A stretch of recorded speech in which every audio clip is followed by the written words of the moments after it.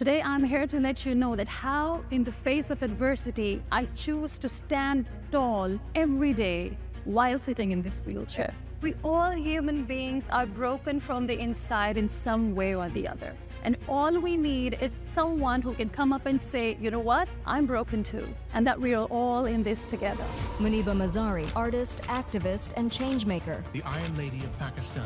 A global icon of hope and perseverance. MUNIBA Mazari. With the deformed hand, being bedridden, I started drawing and painting. And in that moment, I realized that thank goodness I did not have a plan B, because this plan A kept me alive. Now you've got two choices. You can either sit in the corner of the room, look at your wounds, cry, and wait for a miracle to come and make you walk. Or you can just accept yourself the way you are and start living from now. And that's what I did. My message to the world is very simple. I am not what happened to me. I am what I choose to become every day. Give it up! Give it up! Oh, wow. What energy, what light. Thank you so much for your love and for your warmth. I have to say this, that it's an absolute honor to be surrounded by such incredibly talented, positive, and purpose-driven people. All thanks to my very dear friend Louis and the incredible team of Summit of Greatness for making this very moment happen. This moment is magical for all of us, because today we all have gathered here from across the globe to celebrate life, something that we rarely do. Today we all have gathered here to redefine the word strength. Today we will redefine the word greatness. So let's begin.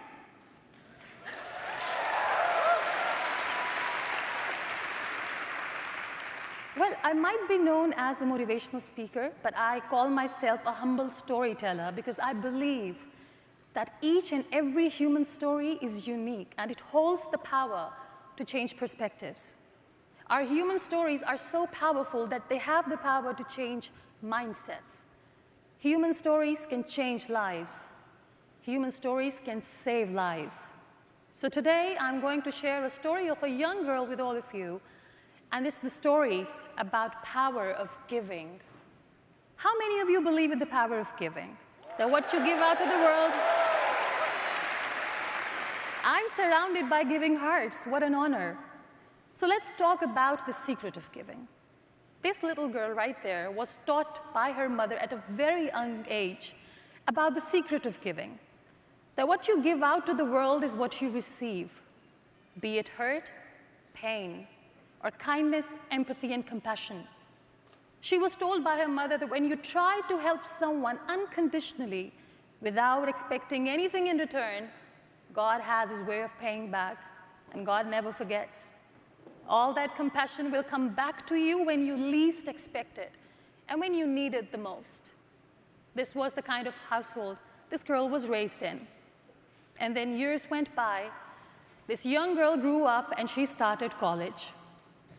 One day, she went to her college and she saw a group of people from an organization. They were conducting a session, and it was all about thalassemia awareness, a rare blood disorder. So the team was talking about how thalassemia can impact your life negatively and how blood donations can save those people's lives. This girl sat at the back and listened to the entire session. Towards the end, one of the team members said something so profound that it shook her to the core. The guy said, while you're sitting here thinking how terrible your life is, and you're complaining about little things in life, a guy, a human being, suffering from thalassemia major, is dreaming to live one more day of your life. If you want to save a life, get up and donate blood. She got so emotional, she got up and she said, I am going to donate blood. I will save a life. And she did. She donated blood, and in return, she received a card which said, thank you. Today, your one bottle of blood has saved someone's life. When she read that card, she felt so happy and so fulfilled, because in her heart, she knew that this was the best she could do to help someone she didn't even know. And then, years and years went by, and the same very girl was in a terrible car crash. She was rushed to the hospital where all she could hear were the doctors screaming at the top of their lungs that we need 1 bottle of blood to save her life or she will die. But the problem was her blood group wasn't matching. So nobody could step up and help her. So while she was taking her last breaths, staring at the ceiling, listening to the doctors saying, 1 bottle of blood we need or she will die, out of nowhere, a stranger rushed into the room and he said, my blood group matches. I will donate blood and I will save her life. And when she heard those words, in the flashback, she could read that card which said, thank you. Today your 1 bottle of blood saved someone's life, and there she was on her deathbed. 1 bottle of blood from a stranger saved her life. This is the power of giving. That when you try to help someone unconditionally, all that goodness and compassion will come back to you when you least expect it and when you need it the most. And you know who that girl was? That girl was me.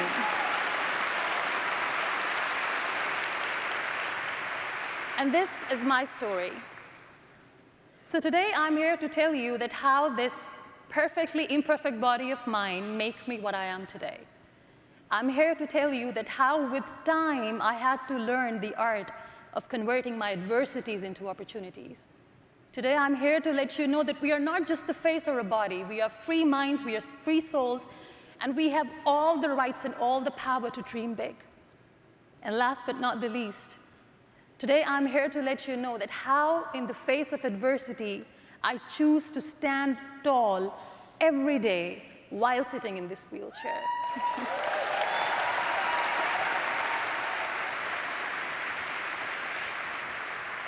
Life is a beautiful blessing.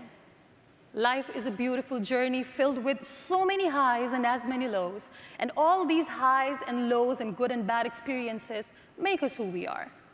But then there are some incidents which are so strong and so powerful that they change us as human beings, that they change our DNA. Those incidents are not just incidents. I call them blessings in disguise, because they might break you physically, but they truly transform your soul. I was lucky enough to experience one of those incidents.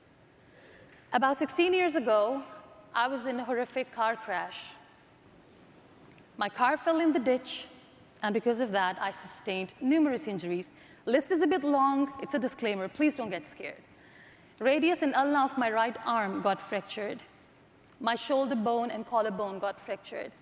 My lungs and liver were badly injured because my entire rib cage got fractured, and I had immense internal bleeding. But the injury that really changed me as a human being completely, an injury that really changed the perspective of life completely, was the spinal cord injury. 3 vertebrae of my backbone got completely crushed. I was rushed to a hospital where I was declared halfway down paralyzed, which means that there is no movement, there is no sensation in my lower limbs. So when I sit, I feel like I'm sitting on a cloud. And I've been using this wheelchair since then. Such is life. How in blink of an eye, everything changed. How in blink of an eye, I changed.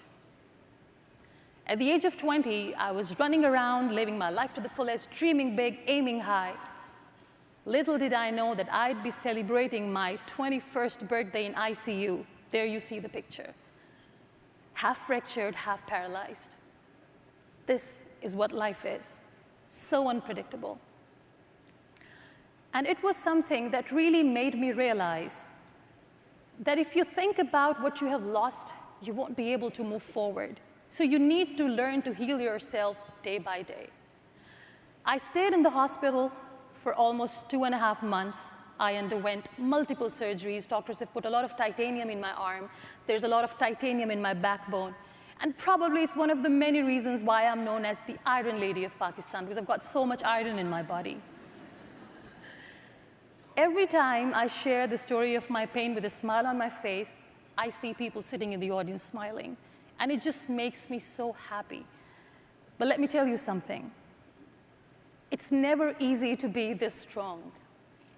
We all try to hide our flaws from the world.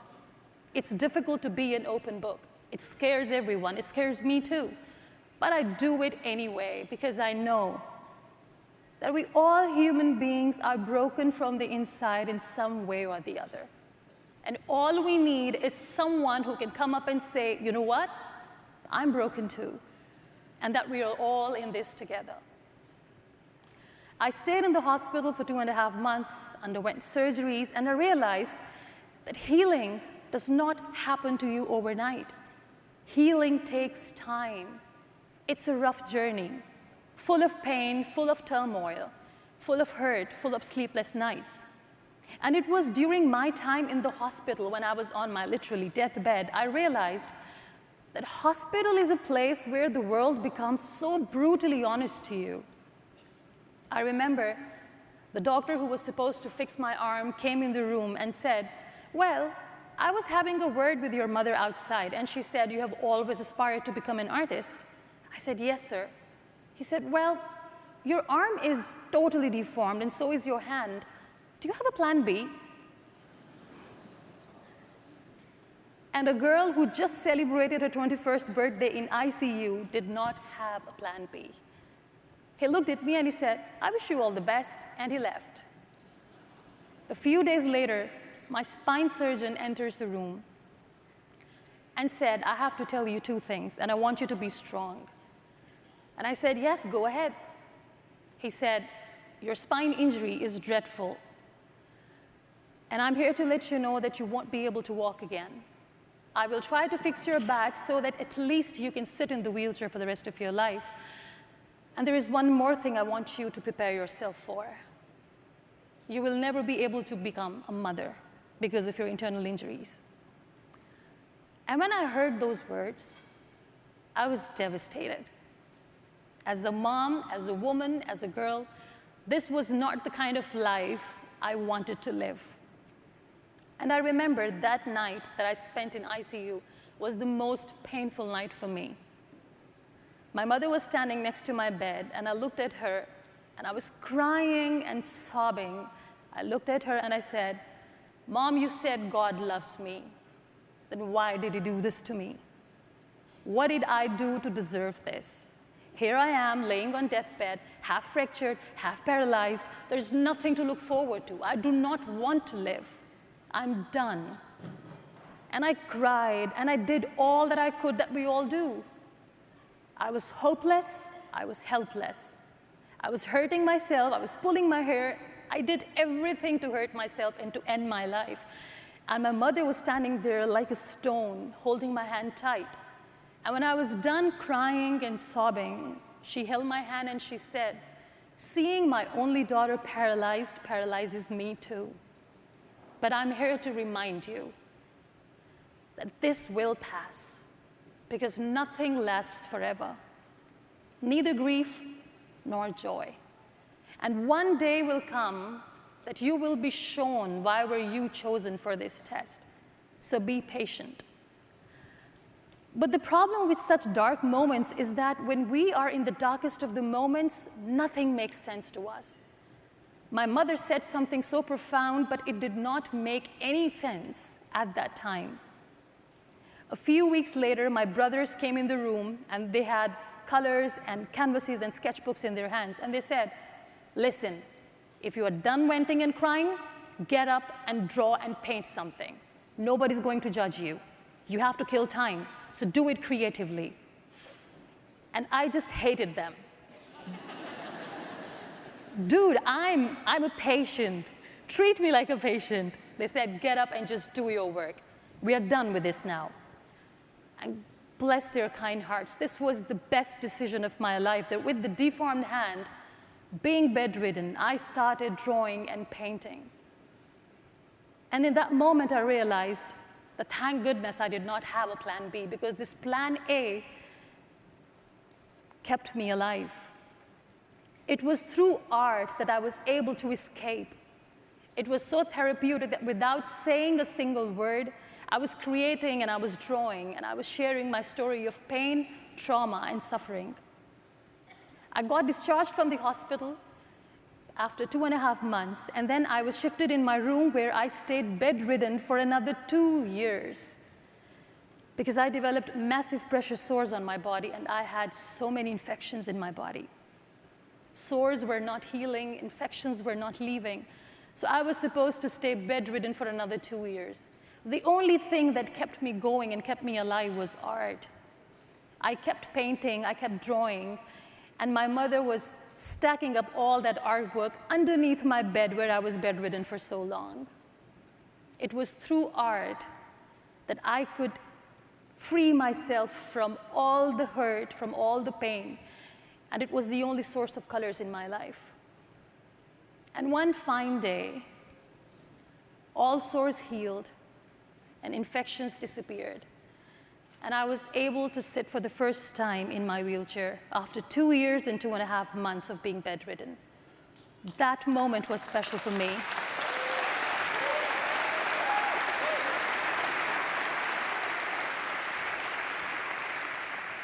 And I call that moment the moment of rebirth. I remember when my brothers brought the wheelchair inside the room. I hated my brothers then, and I hated that wheelchair. I could not fathom the fact that this wheelchair is going to be my only reality for the rest of my life. This was not the kind of life I wanted to live, but I had no choice. So they made me sit on the chair, and then they left because they knew that it's my moment. I remember I looked at myself in the mirror, and the person that you see in this picture is me. When I looked at myself in the mirror, I just could not recognize myself. I was so weak, I was so pale, I was so underweight, my hair was all chopped off because I couldn't brush or shampoo my hair, so we had to chop it off. I looked at myself and I hated that sight. I just could not recognize the person I was looking at. And I cried for hours and hours. And then I was tired of crying. I looked at myself again in the mirror and I said, you know what? The damage is done and it's not getting better. And it's not your fault. You didn't do anything wrong to deserve this. Now you've got two choices. You can either sit in the corner of the room, look at your wounds, cry, and wait for a miracle to come and make you walk, or you can just accept yourself the way you are and start living from now. And that's what I did. I chose option number 2. I decided to live and breathe again.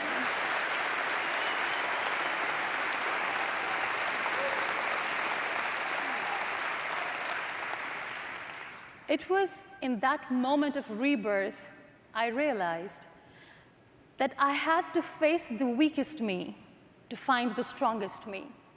I had to re-find myself, and then I had to refine myself.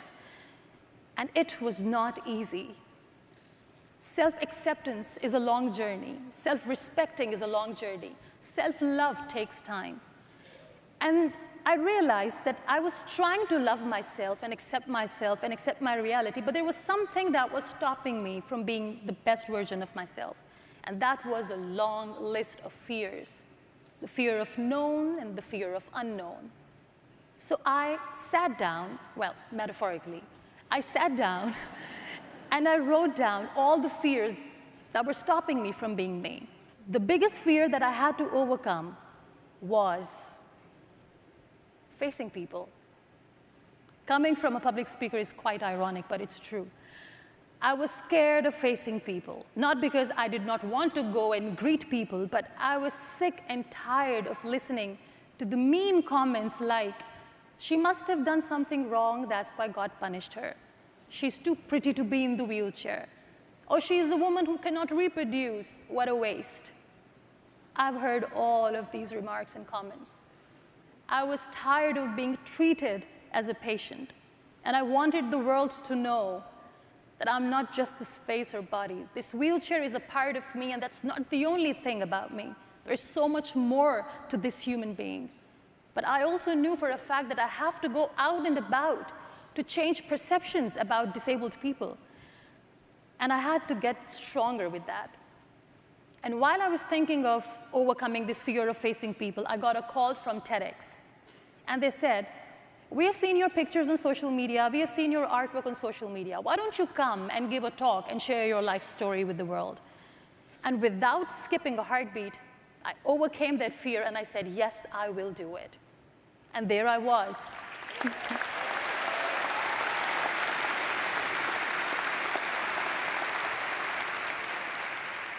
At the center stage at TEDx, my very first talk ever that I gave about 10 years ago. And when I gave this talk, I remember right after the talk, a girl from the audience came to me. And she was crying, and she gave me a hug, and she said, thank you. Today, your 10-minute TED Talk has solved 10 problems of my life. I was complaining about little things in life, and I was at the verge of giving up. But because of you, I will not give up. If you are that person and you're sitting here right now, I'm here to let you know that you're not alone, that I was sent here for you, and this message is for you. And in the darkest of the moments, remind yourself that you are the hero of your own story, and heroes never give up. So chin up and keep fighting. When did you start to overcome self-doubt and start to actually be way more confident than you've ever been before? You know, that's what self-acceptance does. It works wonders.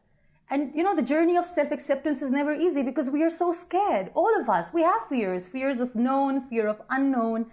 And how I accepted myself, is a story.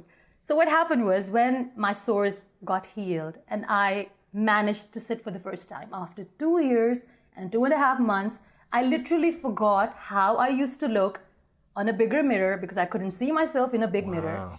So you were laying down most of the 2 years, the whole... Oh, yes. Wow. I just could not sit because I had massive sores on my back and I just could not sit. So I still remember the day, you know, when my brothers brought the wheelchair in my room. And I was in the bed, looked at the wheelchair, and it just hit me at that moment that this wheelchair is my reality now. Not for a week, not for a month, not for a year, but for the rest of my life. This is my reality. So they lifted me and they put me in the wheelchair, and they somehow knew that I needed some space because I was about to meet the new me after so long. And they left the room. And there I was sitting in the wheelchair, facing the mirror, looking at myself. Oh God, that was... What did you see? Not a really blissful sight, you know, because I looked at myself with all the chopped off hair because my mother had to cut my hair because we couldn't wash the hair when I was bedridden. I was so weak. I had massive dark circles and I was literally trembling because of weakness, because I sat after so long. I could not actually sit. So when I looked at myself in the mirror at my lowest, I hated that sight. So what I did was, there was this lipstick on the table. I picked it up and I applied it. And I looked at my face and I said, what am I even trying to do? I'm trying to look pretty. Do I even realize that I'm in a wheelchair and women in the wheelchair don't need to look pretty? I cleaned it and I applied it again. I cleaned it again. And then I cried like a child because I could not accept what I had become. And while I was crying, you know, this was my journey of self-acceptance. And while I was crying, I realized that I have two options. I can sit in the corner of the room and cry and, you know, beg people for their attention, for their mercy. But you know what? People don't have time. When you laugh, the world laughs with you. When you cry alone.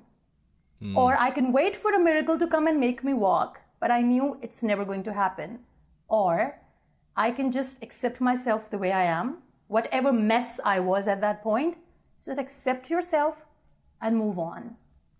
And when that happened, everything changed, Louis. Because when you accept yourself the way you are, the world recognizes you. And I think that self-talk, that matters. when you're looking at yourself in the mirror without makeup, without filter, it's just you with yourself, the conversation that you have with yourself at that point is the most meaningful, profound, and life-changing conversation. Why do you think so many people are broken in the world who maybe aren't in a wheelchair, who have able-bodied, let's say, don't have a disformed body or something, but they're broken? Where do you think that brokenness is coming from for so many people? Too many expectations from people. Too many expectations. We want to get into a relationship because we want happiness. Mm-hmm. We want to feel complete, right? Soulmates. No, you are your own soulmate, period. If you are not in a good relationship with yourself, you will be miserable, even if you are in a relationship with someone. That's why people are broken. My happiness cannot be taken by someone because my happiness does not come from someone. Mm-hmm. Nobody is giving me my joy. I am the reason of my own joy. If we manage to understand this tiny little truth about life, we will heal. And time doesn't heal you, you heal you. You need to sit down with yourself and think, do you love yourself enough? And if you love yourself enough and you believe in self-love, no external force will ever be able to break you. How do we learn to love ourselves if we have been telling ourselves for so long, I'm not lovable, or I had this accident, or, I went through a breakup in a relationship and they left me or they abandoned me or whatever it might be? How do we not let outside factors dictate our feelings about ourselves and not let the fear of abandonment of people or people's love hold us back from loving ourselves? Yes, the fear of abandonment, we all have that. And we need to overcome this fear. I always say when wrong people leave, right things start to happen. Mm-hmm. And we all are living a life story. You have your own story. I have my story. My brothers have their story. My mother has her own story. And when you find yourself in the wrong story, just leave. If someone is not adding value to your life story, or if you are not adding value to someone's life story, leave. Sometimes it takes letting go to realize we're holding on to nothing. We are too busy clinging on to those relationships, mm-hmm. which are not meant to be in our journey, and that's why I say that these people are so toxic. With time, they become so toxic for you that, your presence in their life is their only definition. Mm-hmm. And they will never want you to leave because they're so weak, they want to stay in your shadow. So you need to pick and choose. This person is toxic, leave. Liberate yourself by setting all these extra people free who do not belong to your journey. And these people will always weigh you down. And if there's something is weighing you down, how will you fly high? And fear of abandonment, if you can manage to overcome this fear, again, when you are on your own completely, that is where you will understand that solitude is very powerful. So powerful. It's very powerful. Yeah. Because even in that silence, you're having a conversation.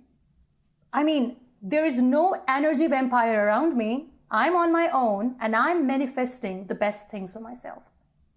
I would never trade my solitude to anything because when I am alone, on my own, I am the best version of myself. Really? Because I'm kind to myself. Yes. You're kind to yourself? Yes. How much time did you spend alone after the accident? So I have this really cool habit. I switch off. So even when I'm surrounded by a lot of people, I'm actually not there most of the times. Really? Yes, I'm just thinking.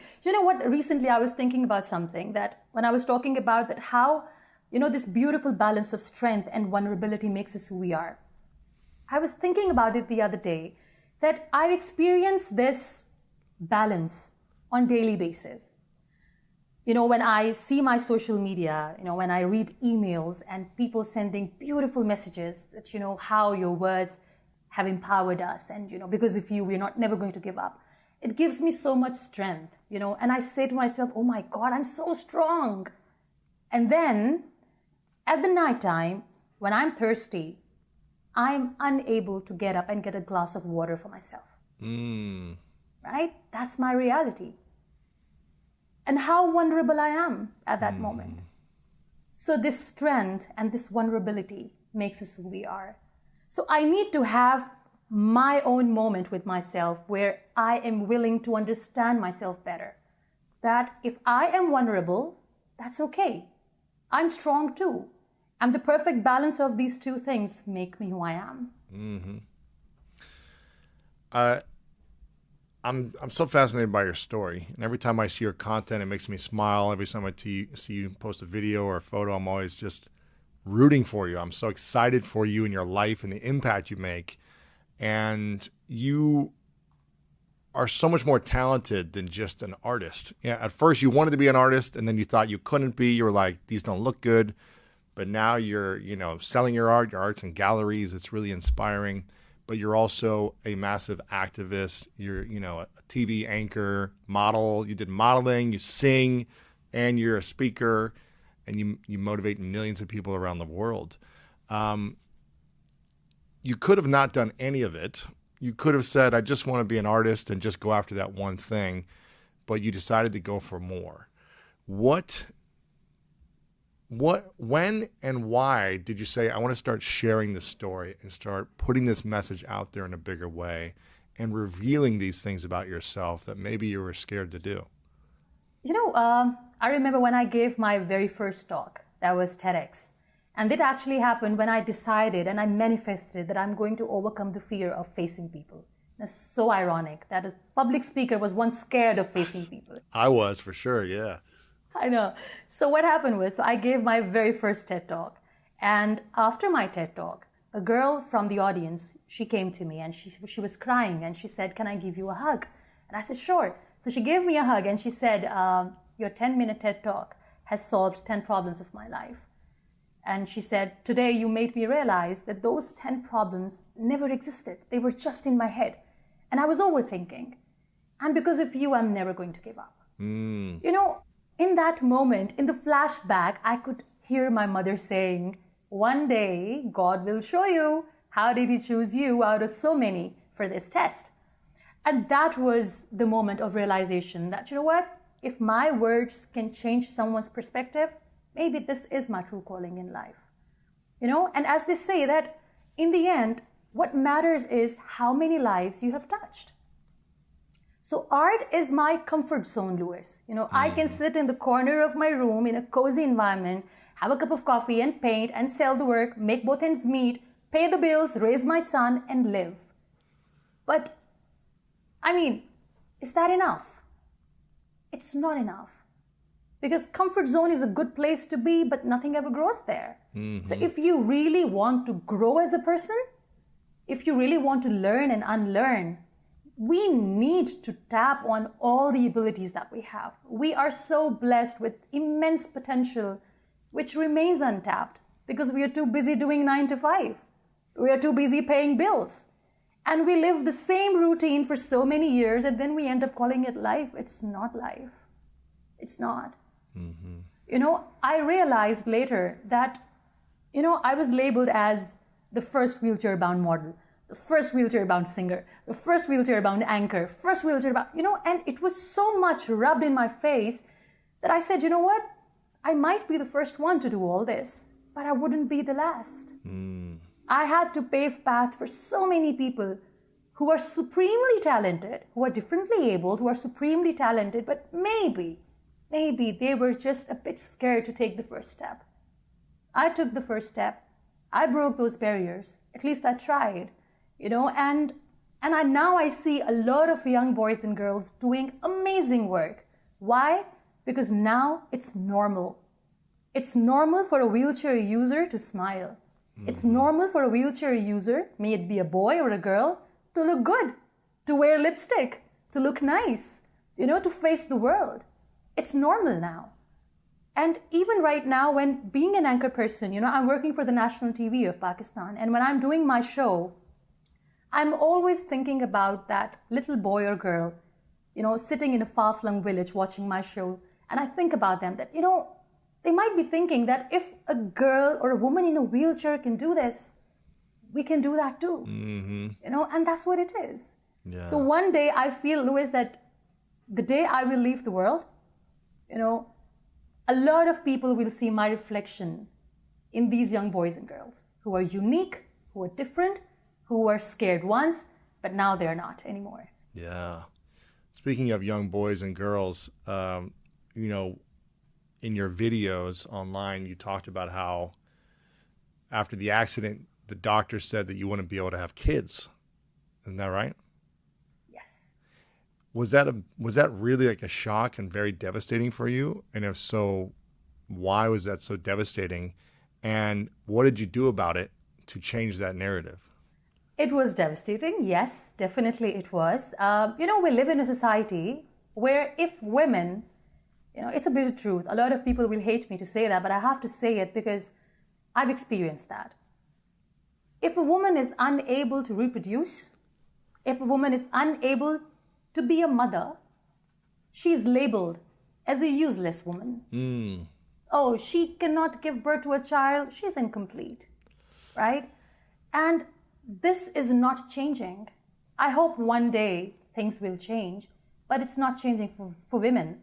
And, the first thing that came to my mind was that, oh my God, I loved kids.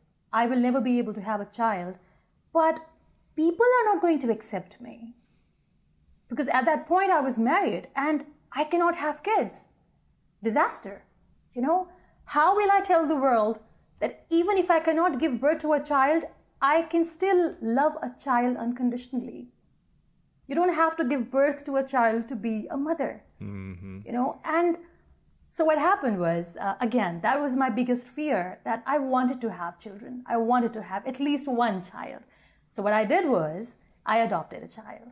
And that baby was, my son's name is Niall. He was a few days old when I held him for the first time in my arms. When I held him for the first time, it actually made me feel that, he was the fruit of all the pain that I've been through. Wow. So, yes. What's been the biggest lessons he has taught you and motherhood has taught you? Oh, motherhood is all about unconditional love. It's all about that. A woman in a wheelchair can be a mother. A woman who cannot see her child can be a mother. So you cannot define motherhood in words. It is just all about being unconditionally in love with a child, whether you have given birth to that child or not. I mean, probably my eye color does not match my son's eyes, but I see my reflection in his eyes every day. Mm-hmm. And this little boy who is now 11, he is such an inspiration. I have learned so much from him, so much from him. One thing I've learned from Niall is that kids don't judge. They don't. And I've shared this many times. I'll share this with your audience also, that he was about 4 years old. He's obsessed with soccer. He loves football. So we got him his first football. And he was so excited, so much so that he actually forgot that I'm in the wheelchair.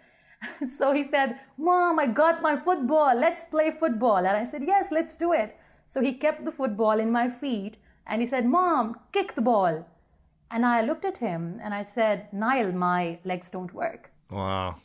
And I just started crying a little bit and I was acting all cool, but he could sense that, my mom is hurting. And he looked at me and he said, "It's okay, your legs don't work, your hands are working, let's play catch the ball." And in that moment, he made me realize that when we are busy thinking about the glass is half empty, he made me realize that no, think positive because your glass is half full. And so that's how we play. Instead of playing football, we were playing catch the ball. I love this. I love this story. Can you wheel the wheelchair and kick it with the wheelchair? Can you kind of turn it and hit it a little bit? No. I'm too scared. Honestly, sometimes it tips over and it just scares me so much. So yes, no adventures on the wheelchair for me. Oh man, it falls over sometimes. It does. Really? Is that how? What is that? What is that like when it falls over? You have to be in the wheelchair to understand how Oh it feels. man, that's scary. Oh man.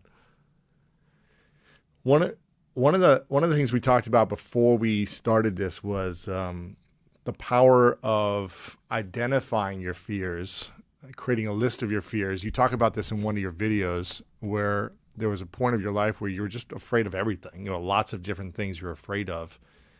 Can you talk about the importance and what you did to just overcome fear after fear and what that did for you, that exercise of overcoming them? So I'll tell you something. I'm talking about self-acceptance. Accept yourself the way you are. It's never easy. I think the biggest obstacle is a long list of fears. All sorts of fears, known, unknown. My biggest fears were 3. They were my major fears. So I wrote them down. And I said, you know what? I'm going to overcome these fears one at a time.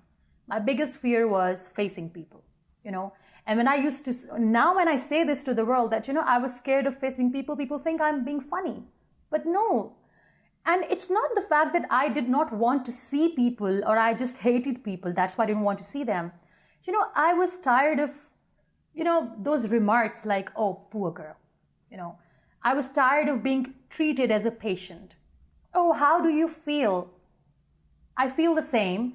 Ask me more about what I'm doing in life right now, And this mercy in their eyes that, oh, poor girl, that really, that was killing me from within. And I said, you know what?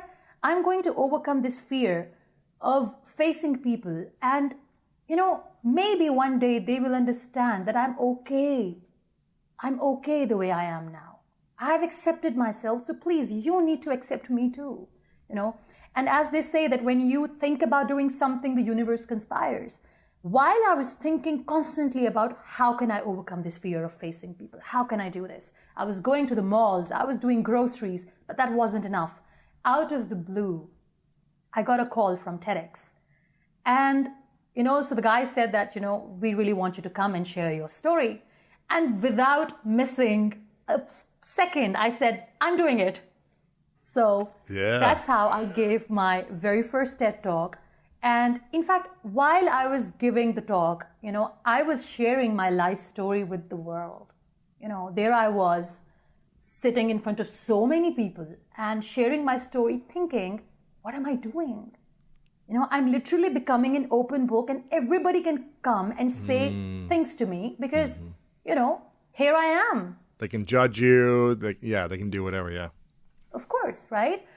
But then I realized that maybe, someone somewhere in the audience needs my words. So I'll do it for that one person. And then later that girl came from the audience. And in that moment, I realized that, probably being speaker is my true calling in life, maybe. Then the other biggest fear was the fear of not becoming a mother. And I was constantly thinking about it, that, how can I work? And then I sat down with my mother one day and I said, Mama, I want to adopt a child. And, but I was scared, being a wheelchair user, I said, maybe, it will be hard. And my mother said, I'm with you. We'll raise him together. Wow. And so I said, can we do this? She said, yes, let's do it. And that's how. So I applied for adoption. I waited for 2 years, and then one fine day out of nowhere, I got a call. The lady said, there is a baby boy, and would you like to adopt? I said, is that even a question? Of course, yes. So that's how Nile came in my life. And then the other biggest fear was abandonment. As we were talking earlier, what happens when people leave? Trust me, nothing happens. We are so scared of abandonment that, again, when you let go of all the extra people, you realize that you never needed them. You just never needed them, So have a good relationship with yourself and you will never be scared of abandonment. So when I overcame this fear of facing people, I became a speaker or whatever things I'm doing. When I overcame the fear of motherhood, I became a mother, So that's what it is. Why do you think so many people are afraid to be alone? This is kind of like this fear. I don't want to die alone. I can't, go day by day without having friends around me all the time. I can't be alone. I can't go to dinner by myself. I can't go to the movie by myself. I can't walk down the street alone. Why is there this insecurity or fear that so many people have? Because we forget that we came in the world with nothing and we leave with nothing. We came alone, crying. Yeah. And when we were born, we were in pain, right? And we were crying. That was the sign of life. Oh, the baby is alive because the baby is crying and the baby is in pain. And when we leave, we are alone. So many people have left. Life does not stop, right? We are designed, because we are social animals, right? We human beings are social animals. We need to socialize. Mm-hmm. The problem is not with the relationship. The problem is the expectations that we have with our partners, that my spouse has to make me feel good. Yeah. It doesn't work that way. It doesn't. Your spouse is a human being too, fighting battles. You are doing too. Again, if you two are not complementing each other, your life will become miserable. Mm-hmm. And also, there's one thing that I've noticed. People are competing. I mean, two people in a relationship are not complementing each other. They're competing with one another. This is so silly. Yes. I mean, you are supposed to complement each other, but you guys are competing with each other. And no wonder why so many people are so broken. So broken. Either they switch to the new relationships like that because, oh my God, what will happen if we are all by ourselves? Trust me, nothing happens. This global pandemic has taught us a lesson. And that is, by the end of the day, we are all on our own. Mm-hmm. So if you want to heal from COVID, you have to live with yourself. And you know why people were so scared of being on their own? Because they have never spent time with themselves. I know. For so long, right? And they were just so scared. But let me tell you something. Being a wheelchair user, I have spent so much time on my own. Mm-hmm. And it did not kill me. Right. So when you sit with yourself, you realize, oh, I'm actually a good company for myself. Yeah. And that's it. So you go, you meet people, you socialize because it's fun, but not because you need to do it, but because you want to do it. Mm-hmm. That's what it is. And I think there's this, it's this thing where we shouldn't be abandoning ourselves. We don't need to be at an event or be in relationships with people if they are constantly toxic, like you said, or if they're making us wrong or bad, if they're not accepting us. That's really a form of self-hatred if we keep putting ourselves in those situations and we abandon the love for ourselves, the boundaries we need to create to have the environment of peace and love and joy. So I think it's important for us to remember that. Like, we don't have to keep showing up in situations where people are trying to hurt us. We can protect ourselves and not abandon ourselves. Yes, like Maya Angelou says, when people show you their true colors, believe them.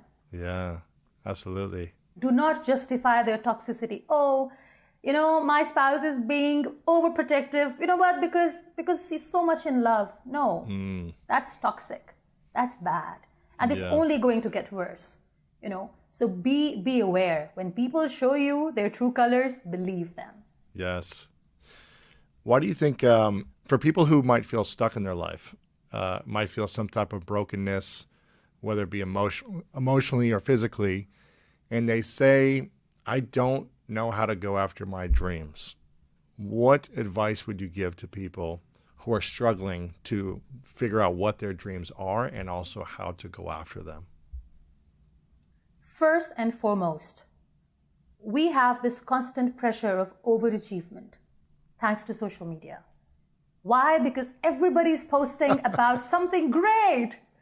I achieved this, I achieved that. Oh my God, #globaltrotter. Wait, I cannot afford to buy a ticket. I cannot go anywhere. What am I supposed to do, right? When you see people posting, rather bragging about what they have done in their lives every day, projects after projects, to question yourself. Am I doing enough? Am I good enough? Is my life meaningful enough? Right? But let me tell you something. Social media is all about the good stuff. Nobody is going to post about their daily struggles. When I try to sit every day in the morning because my back muscles don't work, I fall back. Then I try to get up, I fall back. And it happens, it continues. So basically, I start my day as a failure because I just cannot sit on my own without the help of my mother. But my social media doesn't show that. It's all about inspirational things, right?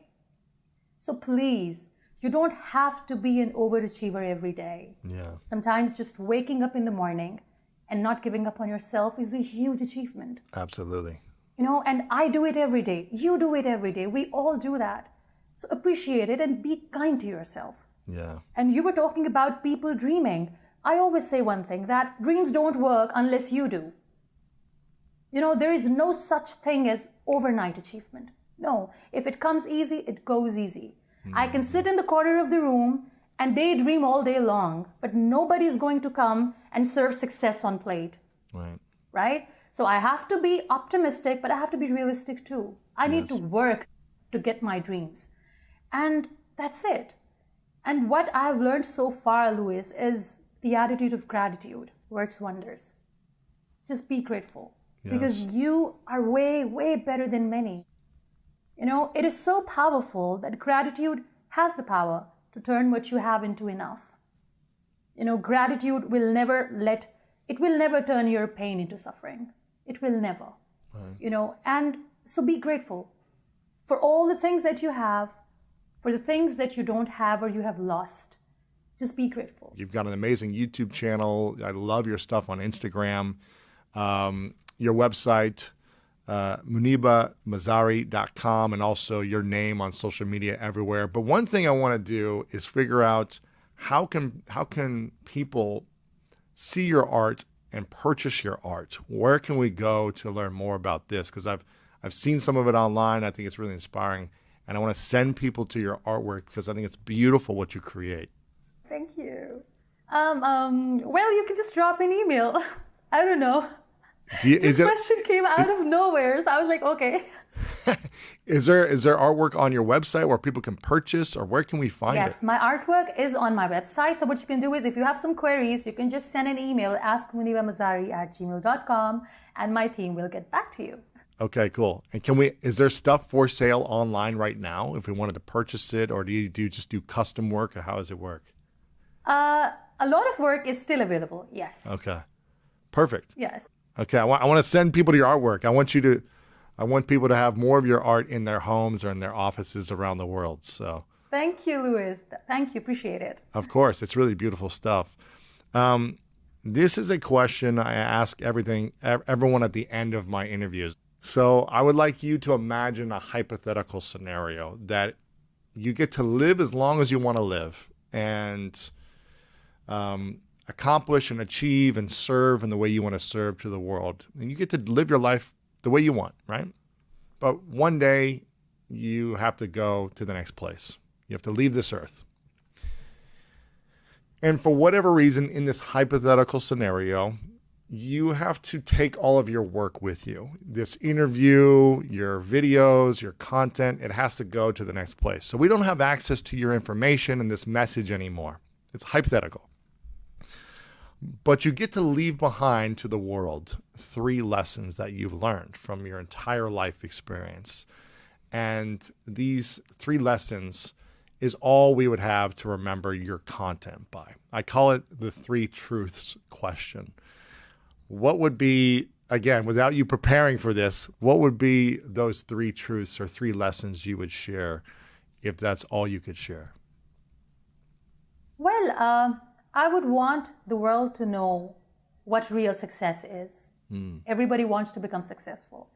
My definition of success is different.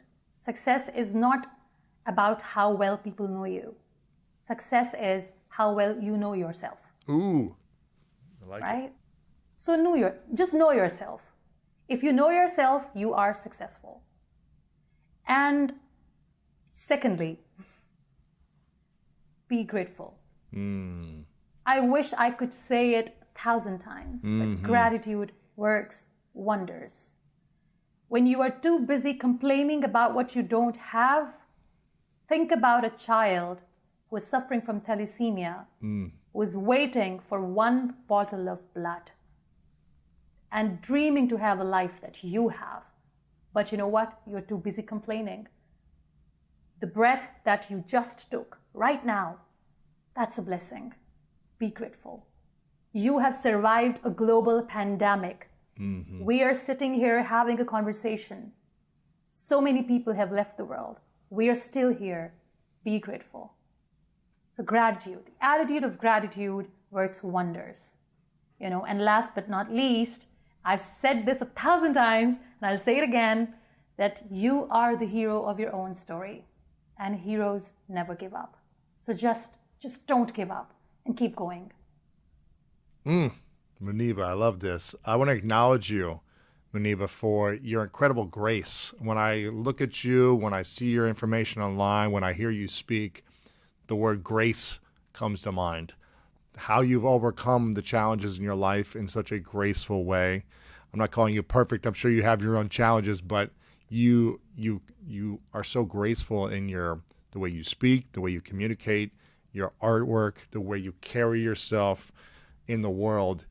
It's so inspiring to see a woman who has been through the challenges like you have, overcome them with grace, with gratitude, with appreciation, and with saying, how can I continue to know myself better? How can I improve? And how can I be of service to the people in my life to the best of my ability?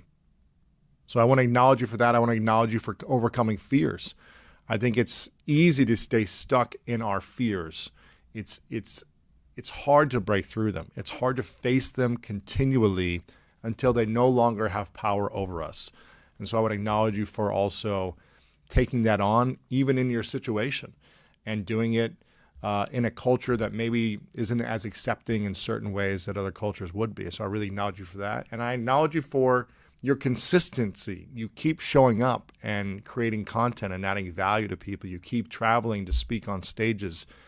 There are no limits that hold you back. And Muniba, I'm just really grateful and appreciate you for how you show up in the world. So I wanted to acknowledge you for that. I want people to follow you. I want them to check out your social media. Your YouTube's really inspiring. I want them to buy your artwork. So we'll have all this linked up for people as well in the description on our podcast on audio and also on YouTube. And I have one final question. It is, what is your definition of greatness? How do I define greatness?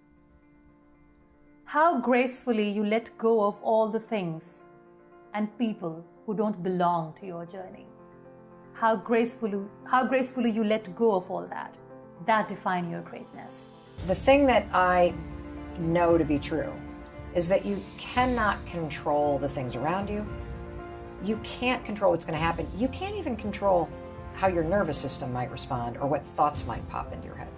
But you can always choose what you do next and what you make it mean, right? And so that's where all the power is.